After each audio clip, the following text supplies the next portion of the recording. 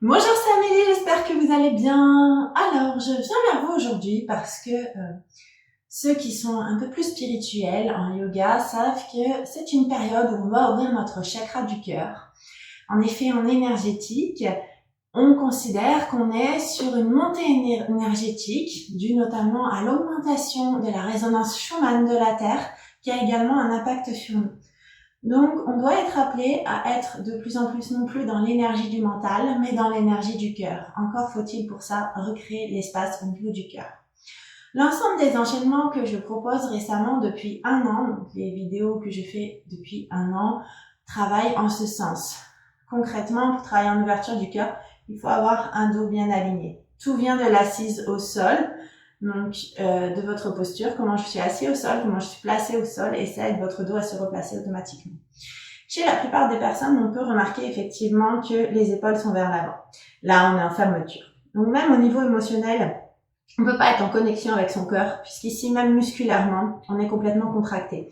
Et le fait de s'arrondir, d'être ainsi voûté vers l'avant, va faire sécréter à votre corps le cortisol, l'hormone du stress, qui contribuera à recroqueviller encore plus votre corps. Bref, c'est un cercle vicieux. Donc, il faut souvent étirer votre psoas et penser en fait à ouvrir vos épaules en resserrant les omoplates. Néanmoins, il y a quand même des postures qui vont favoriser ça. Il y a quelques postures qu'on va voir ensemble aujourd'hui, essentiellement des flexions. Donc, juste faites attention avant de les réaliser. Pensez toujours à vous échauffer, à faire un twist avant et après pour enlever les tensions dans la colonne.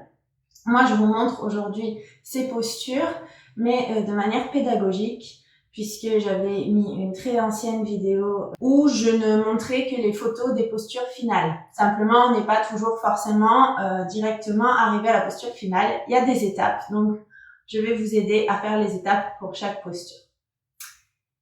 Allez, c'est parti! Donc la première posture, on est au sol, on a les mains sous les épaules, je serre le ventre, j'inspire, et à l'expire, regardez, je tends plus ou moins les bras. Je dis plus ou moins parce que tout dépend de la flexibilité de notre colonne. Ici, c'est déjà très très bien. Maintenant, évidemment, si vous êtes un petit peu plus à l'aise, peut-être que vous lèverez un peu plus. Mais regardez, je garde mes épaules en ouverture. Je ne laisse pas les épaules vers l'avant. Oui? D'accord? Avec le sommet du crâne vers le plafond, je resserre les omoplates. On respire.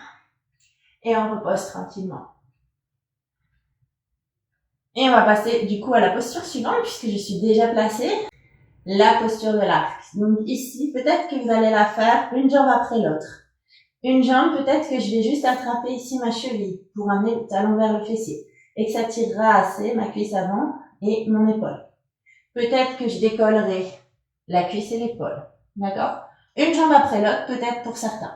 Maintenant, ceux qui sont déjà un peu plus avancés, eux pourront directement attraper les chevilles et décoller les cuisses et les épaules pour réaliser la posture. Et alors, on va arriver à la posture suivante, Ustrasana. Ustrasana, c'est pareil. Il y a des étapes pour la réaliser. On va garder les genoux sous les hanches. On serre le ventre. Et puis, on va placer une main derrière le dos. Monter le bras vers le plafond.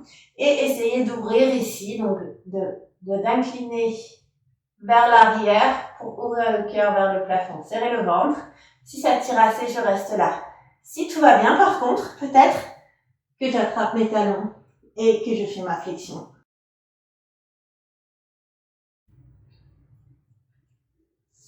Et tranquillement, on revient en déroulant le bas du dos jusqu'au sommet du crâne. Allez, posture suivante. Donc juste avant de faire la roue, Ardha Dhanurasana, je vous propose de faire donc la sirène. La sirène, c'est pareil, il y a des étapes. Je vous les montre. Donc on va commencer, donc vous faites une jambe après l'autre. On va tout simplement ici avoir un genou fléchi et on essaie de tendre la jambe vers l'arrière. Je tends la jambe, je l'éloigne un maximum, voilà.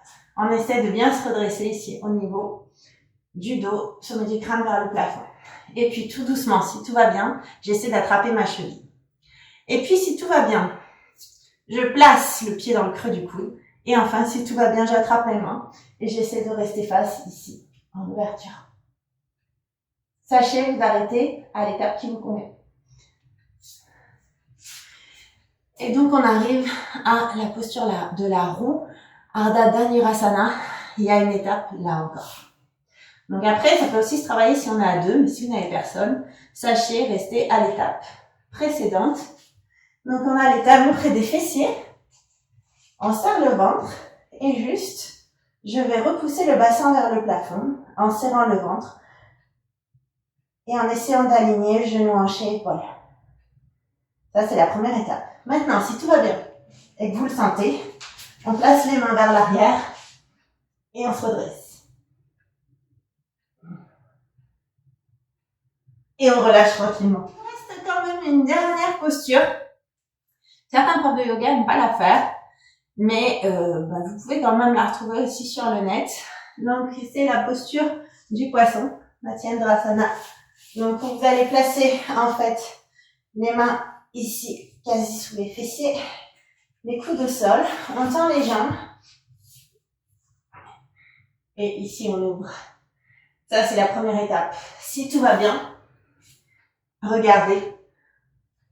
On va en fait croiser les jambes ici en lotus et repartir de la même manière.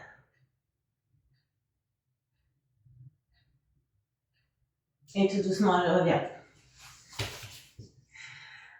Donc voilà pour ces postures. J'ai souhaité faire un focus parce que on voit toujours les postures finales en photo, mais il faut aussi parfois savoir s'arrêter aux étapes où on est à l'aise, ne pas aller au-delà de ses limites.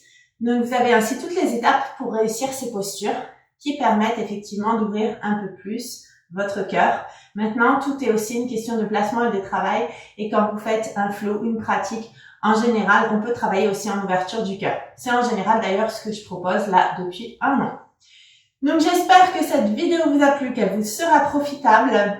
Je vous dis merci, à bientôt pour d'autres vidéos.